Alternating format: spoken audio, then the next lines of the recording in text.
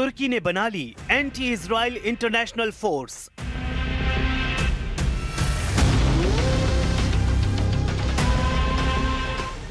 सात मुस्लिम देशों का इजराइल पर हमला शुरू।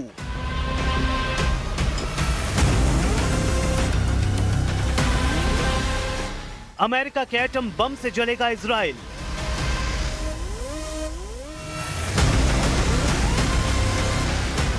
क्या गाजा में ट्रंप से युद्ध शुरू करेंगे एर्दोआन?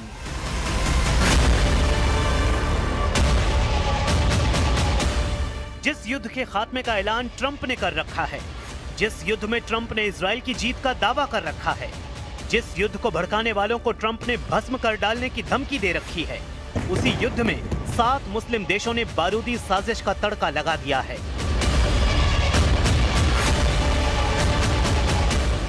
फिर से महायुद्ध भड़काने की साजिश के सूत्रधार कोई और नहीं, तुर्की के तिकड़मबाज प्रेसिडेंट एर्दोआन हैं,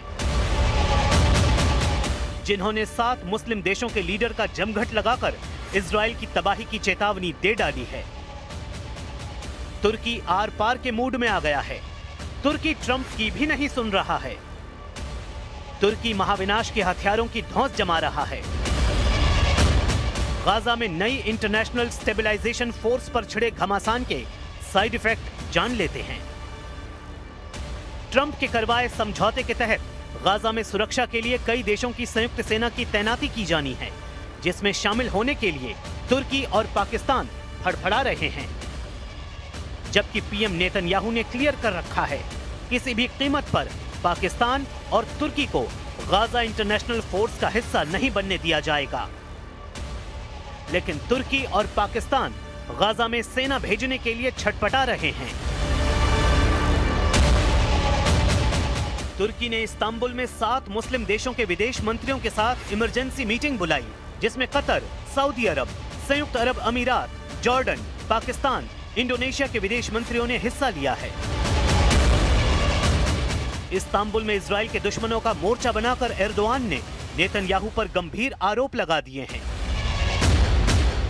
तुर्की के विदेश मंत्री ने कहा है कि इजराइल युद्ध समझौते का बार बार उल्लंघन कर रहा है, जिससे युद्ध समझौता खतरनाक मोड़ पर पहुंच गया है।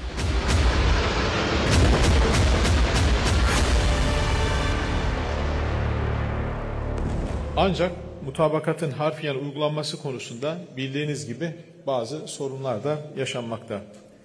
İsrail ateşkesi düzenli biçimde ihlal ediyor ve insani yardımın ihtiyaç duyulan düzeyde ulaştırılmasına engel oluyor.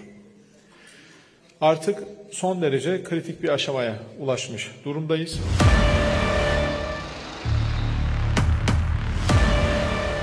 तुर्की का प्लान इजराइल को गाजा में घेरने का है, जिसके लिए वो पाकिस्तान के साथ गठजोड़ कर संयुक्त सेना में शामिल होने की जुगत भिड़ा रहा है। अमेरिकी वेबसाइट एक्सियोस के मुताबिक गाजा में ट्रंप ऐसी संयुक्त सेना तैनात करना चाहते हैं जिसमें सिर्फ अमेरिकी सहयोगी देश शामिल हों। ट्रंप के क्लीन कोलिएशन फोर्स गाजा मिस्र बॉर्डर की सुरक्षा करेगा, साथ ही उन गलियारों की रक्षा करेगा जहां से राहत सामग्री बिना रुकावट गाजा तक पहुंचे। ट्रंप ऐसी सेना गाजा में तैनात करने के मूड में हैं जो जरूरत पर बड़े ऑपरेशन भी अंजाम दे सके। यही फोर्स फिलिस्तीनी पुलिस को ट्रेनिंग के साथ हमास के हथियारों को जब्त करने का मिशन भी चला सके। ऐसे देश जिन पर ट्रंप भरोसा करते हैं, कम से कम वो पाकिस्तान और तुर्की नहीं हैं, क्योंकि इन दोनों देशों पर नेतन्याहू को सख्त एतराज है। इजराइल अभी भी गाजा, रफाह और खान यूनिस पर हमले कर रहा है।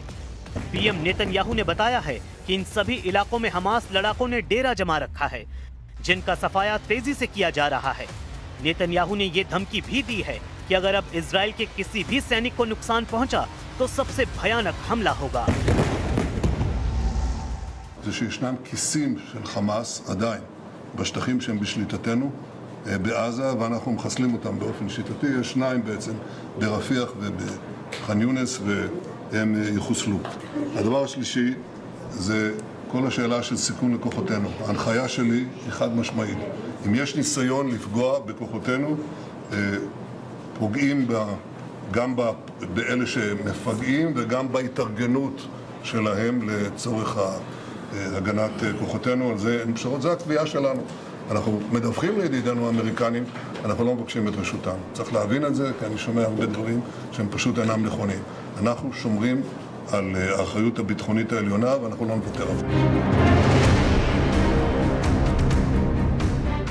वाफा न्यूज एजेंसी की रिपोर्ट में बताया गया है कि इजराइल ने बीते एक महीने में हजारों हमले कर भारी तबाही मचाई है। इजराइल ने 1584 हमले वेस्ट बैंक, 542 हमले रामल्लाह, 542 हमले अल बिरेह, 412 बार बमबारी नबलस, 401 हमले हेब्रोन में किए हैं। इजराइल हमास युद्ध समझौते के बाद भी युद्ध पूरी तरह खत्म नहीं हुआ है, क्योंकि हमास हथियार छोड़ने के लिए तैयार नहीं है। हमास लड़ाके जैसे ही मौका पा रहे हैं, इजराइल के सैनिकों पर भयानक हमले कर रहे हैं। इसके जवाब में इजराइल बारूद बरसा रहा है, लेकिन इजराइल के लिए ज्यादा दिन तक हमले कर पाना आसान नहीं होने वाला। जैसे ही संयुक्त देशों की सेना गाजा में तैनात होगी, इजराइल के हाथ बंध जाएंगे। तुर्की ने आरोप लगाए हैं कि गाजा युद्ध समझौता तोड़ने के सभी पैंतरे नेतन्याहू आजमा रहे हैं। Özellikle İsrail'in Netanyahu hükümetinin yani nihai hedeflerini engelleyecek olan bu ateşkesin ve barış anlaşmasının kırılgan bir zeminde devam etmesi için belli çevrelerin ciddi çalışması.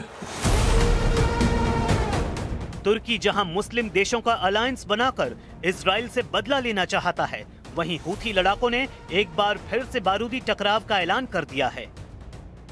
Houthi chief Abdul Malik Houthi ने रिकॉर्डेड भाषण में नेतन्याहू को नए युद्ध की धमकी दी है। हूथी चीफ ने युद्ध का ऐलान करते हुए कहा है कि हम निश्चित रूप से इजराइल के साथ टकराव के एक और दौर की ओर बढ़ रहे हैं।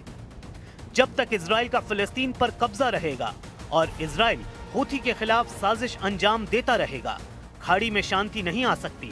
हूथी लड़ाके अपनी पूरी क्षमता से काम कर रहे हैं। इस बार बड़े हथियार और सेना से दुश्मन से मुकाबला होगा। इजराइल ने हूथी लड़ाकों पर कई बार भयानक हमले किए हैं।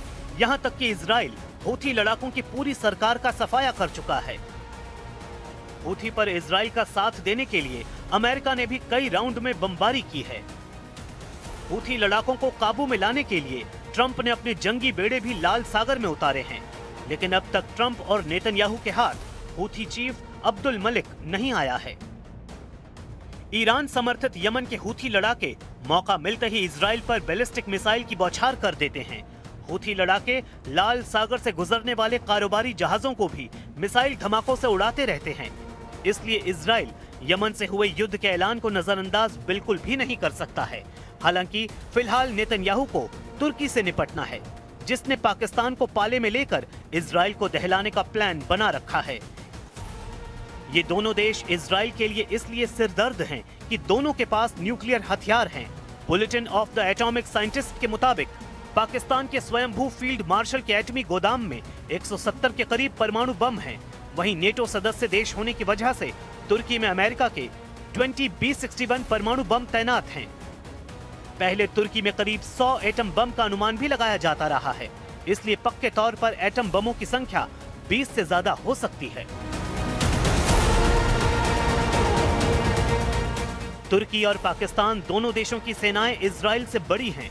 तुर्की के हाईटेक हथियार फाइटर ड्रोन इजराइल से ज्यादा घातक माने जाते हैं। तुर्की के पास पुतिन का दिया डिफेंस सिस्टम भी है। तुर्की की नेवी और मिसाइल पावर को भी इजराइल से ज्यादा पावरफुल माना जाता है।